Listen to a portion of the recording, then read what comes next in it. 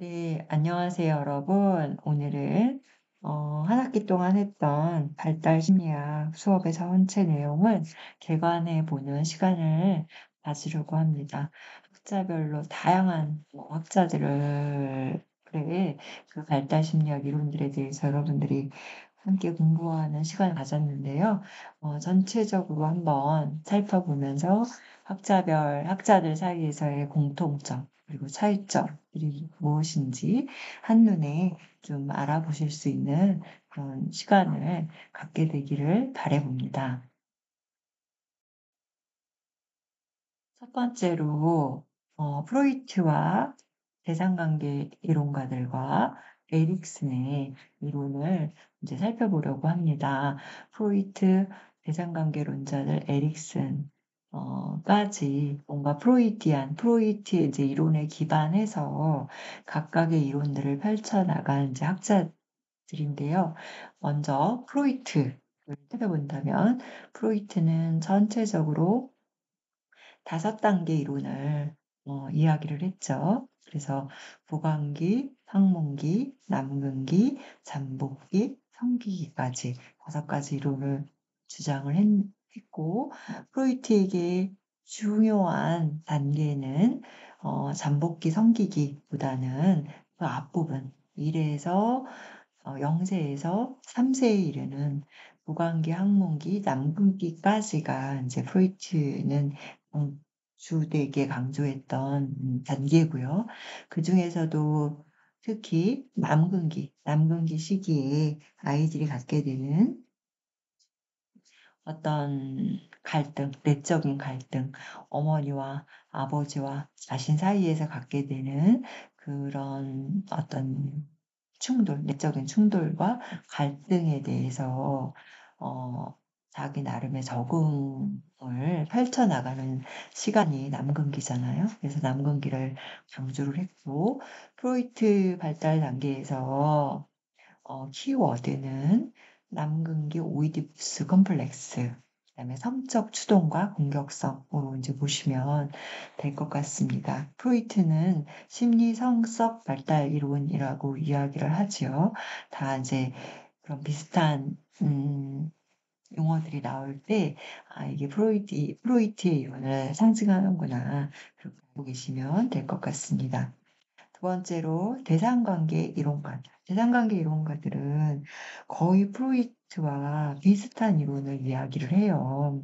어떤 부분이 비슷하냐면 공통점은 바로 영유아 시기에 가졌던 어떤 그런 기억들이나 무의식의 충동들이 전 생애에 영향을 미친다라는 점에서 공통점이 있어요. 그런데 차이점은 무엇이냐면 프로이트는 남근기의 그 갈등을 주로 강조했던 반면 대상관계 이론가들은 남근기보다 더 이전에, 즉 무관기나 항문기 시기에 있었던 주양육자, 즉 주요 대상과의 관계가 아이의 발달에 영향을 미친다, 이렇게 이야기를 하고 있지요. 네, 그래서 어머니냐 아버지냐 이렇게 이제 이야기를 했을 때 저희가 수업에서 프로이트는 아버지에 대한 마음을, 아버지와의 관계에서의 내적인 갈등을 주로 포커스를 맞춰서 인간의 발달과 병리를 설명하는가 하면, 대상관계 이론가들은 어머니와의 관계, 예, 모성과 아기와의 그 관계가 얼만큼 안정적이냐, 탄탄하냐에 따라서 아이의 발달과 또 병리를 설명하고 있습니다. 그래서 그런 기억이 나실 것 같습니다.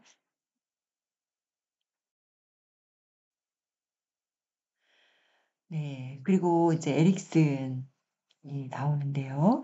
에릭슨. 제가 중요한 학자로 이제 에릭슨을 여러분에게 많이 강조를 했을 겁니다.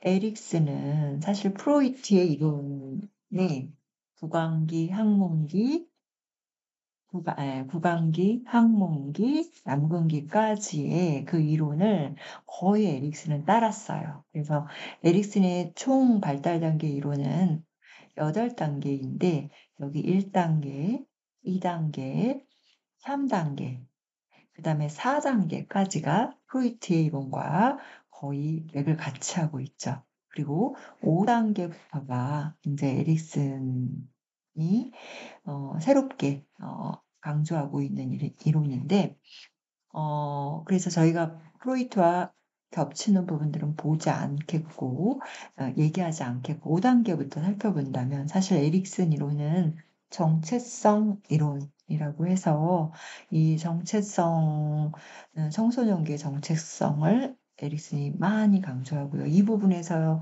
에릭슨의 기여는 뭐 이제 말도 못하고 여러 학자들에게 영향을 미치고 오늘날에도 굉장히 유효한 그런 이론이라고 생각을 합니다.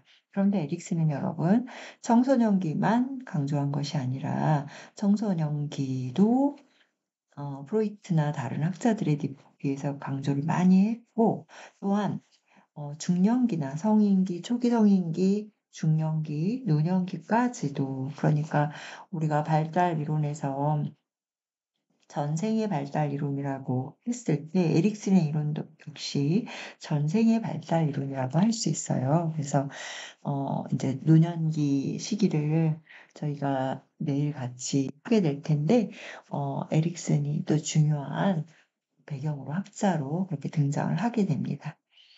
그래서 에릭슨은 심리 사회적 발달이라는 키워드, 정체성, 그다음에 조금 전에 제가 말씀드린 프로이트와의 유사점과 차이점 이 부분을 알아놓으시면 될 것 같습니다. 네, 그다음에 피아제, 콜버그, 길리번에 대해서 저희가 배웠습니다. 피아제, 그래서 정말 어린 아이들의 영아 시기부터 영유아 시기, 학령기 이런 시기까지 아이들이 어떻게 자신의 인지를 이렇게 발달시키는가, 그 인지의 발달에 어떤 그런 속성들을 자연 관찰법에 의해서 피아제가 이제 연구를 했잖아요. 자기 아이들도 연구하고 또 다른 아이들도 연구를 하면서. 그래서 이제 피아제의 발달 이론은 총 4단계이고 감각운동기, 전조작기, 구체적 조작기, 형식적 조작기 이렇게 이제 4단계로 나뉘어지고 저희가 피아제 발달 이론을 하면서 또 이제 교회에서 피아제 이론에 거에서 어떻게 교육을 하겠는가라는 그런 속으로 나눔도 했었던 것 같아요. 그래서 지금 보면 전조작기의 상상, 모랄론적인 어떤 가치관, 자기 중심성, 구체적 조작기에서 이제 규칙이 중요해지는 시기, 형식적 조작기는 그보다 더 어떤 관념이 발달하고 어떤 이상이 발달하고 하는 그런 시기로 저희가 이제 보았습니다. 피아제는 이제 인지 발달론에 해당이 되고 지금 콜버그와 같은 학자들이 이렇게 이제 묶은 이유가 피아제 이론에도 기반해서 자신의 도덕 을 이렇게 펼쳤기 때문에 이렇게 이제 같이 묶었죠. 그래서 피아제도 잘 알아두셔야 되는 학자 중에 하나입니다. 그다음 콜버는 도덕 발달론을 이제 주장을 했습니다. 주된 이 대상이 임당 대상이 비행 청소년에서 점점 확대돼서 일반 청소년도 이제 연구를 하고 그랬는데요. 콜버그는 크게는 3단계. 전인습적 도덕성, 인습적 도덕성, 후인습적 도덕성 이렇게 나눌 수 있고 또 각 단계마다 두 단계씩도 나뉘어지죠. 전인습적 도덕성에는 첫 번째로 복종과 처벌 지향, 두 번째로 개인적 도구적 도덕성, 그다음에 인습적 도덕성에는 좋은 개인관계, 네 번째로 사회 질서 유지, 그다음에 후인습적 도덕성, 이 후인습적 도덕성까지 발달하는 것도 참 어려운 일이라고 이야기를 했습니다. 다섯 번째는 사회계약과 개인의 권리, 여섯 번째는 보편적 원리. 그래서 지금 3단계의 요 사회계약과 개인의 권리만 잠깐 말씀을 드린다면, 아이들이 인습적 도덕성까지 단계의 친구들은 이 가정이 바라는 나, 혹은 이 사회가 바라는 나, 바람직한 내가 되기 위해서 열심히 이제 발달을 합니다. 그러한 도덕성을 발달시키는데, 이제 3단계로 넘어서부터는 꼭 사회나 가정이 바라는 대로 되는 것이 꼭 좋은 것이 아닌 것들을 알게 되고, 자기만의 도덕성들을 발달시키죠. 그래서 5단계가 바로 그겁니다. 가정이 원하지 않아도, 엄마 아빠가 원하지 않아도 내가 추구하는 가치를 지향하는 것, 그것이 바로 5단계에 해당이 되는 것이죠. 예. 이렇게 이제 제가 이야기를 하면 조금 강의 내용들이 생각이 나실 것 같아요. 네. 길리건은 또 인제 콜버그의 도덕 발달론이 너무나 남성 중심적이다. 그래서 여성적인 도덕성을 이 발달 이론에 포함시켜야 한다 해 가지고 거의 콜버그와 유사하게 단계 이론을 펼치나 여성적 발달론으로 재해석해서 발달 이론을 인제 이야기를 했죠. 그래서 1단계에는 첫 번째는 인습적 도덕성에서 자기중심성, 음, 두 번째는 모성적인 도덕을 채택하고요. 두 번째로는 그래서 그 결과 타인에 대해서 돌보다가 네 번째로는 자기 돌봄과 타인 돌봄 사이에 혼란이 생기고요. 그래서 결국 이제 3단계, 다섯 번째 단계에서는 자신과 타인의 상호 의존을 추구하게 되는 거, 거기까지 가게 되는 거. 그것이 바로 이제 길리건의 발달 이론입니다. 이 길리건의 발달 이론을 하면서 저희가 이제 기독교 안에서, 혹은 교회 안에서 예, 돌봄이라는 거, 혹은 타인을 위한 희생이라는 것에 대해서 이제 생각을 해 보았습니다. 저희가 이제 일반적으로 교회에서 이제 강조하는 돌봄은 사실 어떤 단계에 해당이 되어야 될까? 그러니까 일반적으로는 어디에 많이 해당이 될까를 살펴봤을 때 여기 지금 3단계에 해당이 되어야겠죠. 네. 자신을 희생만 하고 타인에 대한 돌봄을 많이 강조하는, 말하자면은 어떤 신앙관, 교회관 들이 있는 어떤 그런 분위기들이 있는데, 그러나 진정한 어떤 성숙은 그런 돌봄을 하다가 네 번째 단계, 즉 타인뿐만 아니라 나 자신을 돌보는 것도 중요하다. 그래서 나 자신에 대한 돌봄과 다른 사람, 이웃에 대한 돌봄 사이에서 균형을 맞춰가는 거. 균형을 맞춘 게 이제 5단계에 해당이 되고요. 그 사이에서 혼란스러워하다가 그 혼란이 이제 균형을 잡고 5단계로 넘어가는 것이 바로 성숙한 도덕 발달, 또 진정한 돌봄이라고 할 수 있을 것 같습니다.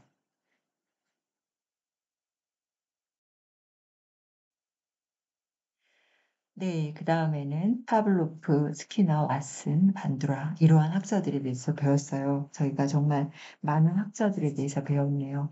이 학자들은 행동주의 심리학자들로 분류가 되고, 발달 이론에서는 학습 발달 혹은 사회 학습 이론 학자들로 그렇게 분류를 할 수가 있습니다.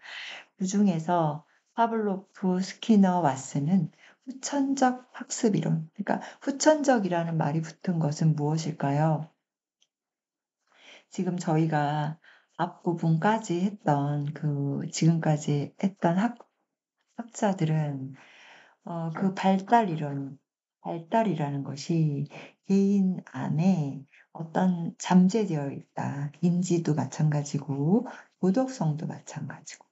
그쵸? 그래서 그 잠재되어 있는 인지나 도덕성이나 어떤 관계성이나 이런 것들이 환경과의 이제 상호작용을 통해서 말하자면 그때 제때에 어 적합한 인지나 어떤 관계성이나 도덕성들이 마치 어 뭐죠? 씨앗이 물을 만나 이렇게 싹을 틔우는 것처럼 그렇게 이제 싹을 이렇게 싹을 틔우고 성장하고 하는 개념들로 설명을 하는데 여기 지금 파블로프, 스키너, 왓슨, 반두라는 그것이 아니라 외부 환경에 의한 영향을 받아서 음 이제 "인간은 발달한다." 이렇게 이야기를 하는 거죠. 전혀 다른 어떤 발달 이론을 이야기를 하고 있습니다. 그중에서 파블로프, 왓슨, 스키너는 고전적 조건 형성, 체계적 둔감화, 행동 조정법, 강화, 소거 이러한 이제 기법들을 이야기를 해요. 이런 것들이 뭐냐면 다 외부에서 어떤 조건을 주느냐, 어떤 환경을 주느냐에 따라서 인간이 갖고 있는 어떤 병리가 치료가 될 수도 있고 그다음에 어떤 몰랐던 부분들을 교육할 수도 있고 그런 거죠. 그다음에 안 좋은 행동들, 그다음에 병리적인 행동들을 감소시킬 수 있고 또 바람직한 행동들을 발전시킬 수 있고 인제 이런 관점에서 주장한 것들입니다. 그다음에 약간 결이 다른 또 이제 반두라 비슷하지만 결이 다른 반두라는 사회학습 이론이라고 그래서 어떤 안 좋은 행동, 좋은 행동 여기에만 초점이 맞춰져 있는 게 아니라 관계성에 인제 초점을 맞춰서 병리를 치료하고 바람직한 이론을 발전시키는 것을 강조한 학자예요. 그래서 안 좋은 그러한 어떤 치료를 위한 방법으로 반두라는 인간관계에서의 모방, 모델링 혹은 대리 강화. 대리 강화라는 것은 내 문제가 아니지만 어떤 수업 장면에서 혹은 집단 상담 장면에서 혹은 전체적인 사람들이 모여 있는 그런 상황 속에서 다른 사람을 혼나거나 혹은 다른 사람을 칭찬받는 그런 상황들을 조금 대신 내가 나의 행동의 어떤 속성들이 강화를 받아서 그것들이 바람직한 행동은 발달하고 그렇지 못한 행동들은 감소하는 그런 대리적인 그 효과를 거둔다라는 것이 대리 강화입니다. 네. 지금은 또 인제 융과 매슬로우를 한번 묶어 보았습니다. 융과 매슬로우는 우리가 인간의 발달에서 자기를 실현하는 그 측면에 있어서 인간의 생애에 있어서 이 중년기 이후에 그런 자기 실현, 자기 초월, 융에게서는 뭐 개성화 이런 것들을 많이 강조하죠. 그래서 중년기 이후에 이제 삶을 참 '어떻게 살아야 되나.'라는 질문과 의미를 찾고자 하시는 분들은 이 융 심리나 매슬로우에 많이 매료가 되세요. 왜냐면 융이나 매슬로우가 그런 부분들에 대해서 많은 어떤 이해들을 그런 심리학적인 이해들을 표현하고 있기 때문이에요. 그중에서 인제 융은 생애 전반기와 그다음에 중년기와 중년기 이후의 노년기 이렇게 세 단계로 나누죠. 그래서 융은 인생의 아침과 인생의 오후 시기를 구별해서 이야기를 하고 있습니다. 키워드 중요한 얘기 용어들이 페르소나, 그림자, 콤플렉스, 아니마와 아니무스, 원형, 개인 무의식, 집단 무의식, 개성화 이와 같은 이제 이야기들이 융이 사용하는 용어들이고 이러한 용어들이 사실 좀 다른 심리학에서 사용하는 용어들이 아니에요. 그러다 보니 이 용어가 의미하는 것들이 좀 독특할 수밖에 없는데 여러분들이 이제 관심이 있으시면 용어를 좀 공부하시고 이렇게 제가 얘기를 하면서 이제 융의 관점에서 꿈을 좀 이제 해석해 보고 꿈을 좀 기록해 보시는 것들을 이제 강조를 해 드렸잖아요. 그래서 어 그 이유는 우리가 나 자신이 몰랐던 의식하지 못했던 그림자를 발견하고 또 분리되었던 어떤 나의 무의식들을 통합하고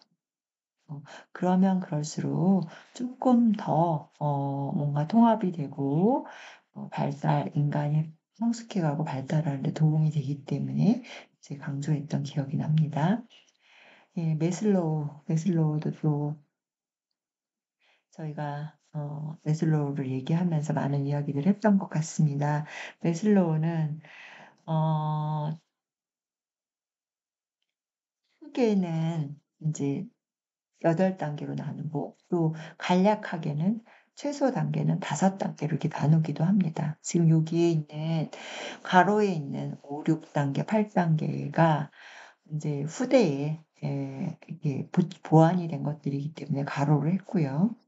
근데 괜찮습니다. 뭐 5 단계로 하셔도 되고 8 단계로 이제 하셔도 됩니다. 그래서 여기에 있는 이제 단계들이 사실은 충분히 가장 기초적인 단계부터 이렇게 올라가는 것이기 때문에 어 위계적 통합이라고 그래서 가장 기초 단계부터 좀 제대로 어 충분히 충족이 돼야 그다음 단계에서의 발달도 좀 편안하고 수월하다 이런 말씀을 제가 드렸죠. 쭉 보시면 될 것 같고 그런 면에서 지금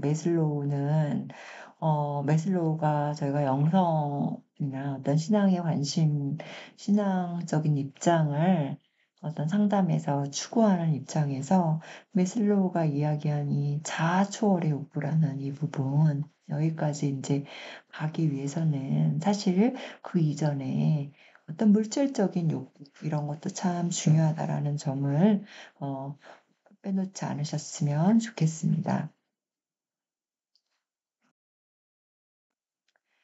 네. 그리고 인제 마지막으로 신앙이라는 것, 영성이라는 것에 대해서 보다 더 직접적으로 이야기한 두 학자에 대해서 이야기를 하겠습니다. 파울러는 7 가지 신앙의 발달 단계를 이야기를 했습니다. 그래서 파울러는 또 특히 어 이 지금 원초적 신앙, 직관적 투사적 신앙, 신화 문자적 신앙 뭐 이런 이제 신앙에 대해서 특히 직접적으로 이야기를 했기 때문에 기독교 교육에서 많이 이제 언급이 되고 있는 학자고 제가 책도 소개를 해 드렸던 것 같습니다. 그래서 신앙이라는 이 측면에서 이 발달 단계에 적합해야 된다라고 이제 강조를 했던 것 같습니다. 켄 윌버는 이제 기독교 안에서의 영성이나 신앙에 머무르지 않고 이제 영성이라는 것을 조금 우리가 신비 체험이라든지 초월적인 경험이라든지 그런 것들도 영성적인 이제 발달 단계에 해당된다라는 것을 이제 이야기를 하면서 총 9 가지 발달 단계에 대해서 이야기를 했습니다. 그래서 케인 윌버는 의식의 발달 단계라고 이제 이야기를 하고 있고 그 의식 중에 바로 영성에 해당되는 의식이 바로 여기에 있는 7 단계 심령 단계부터 9 단계 인과 단계까지가 이제 해당이 되는 것이죠.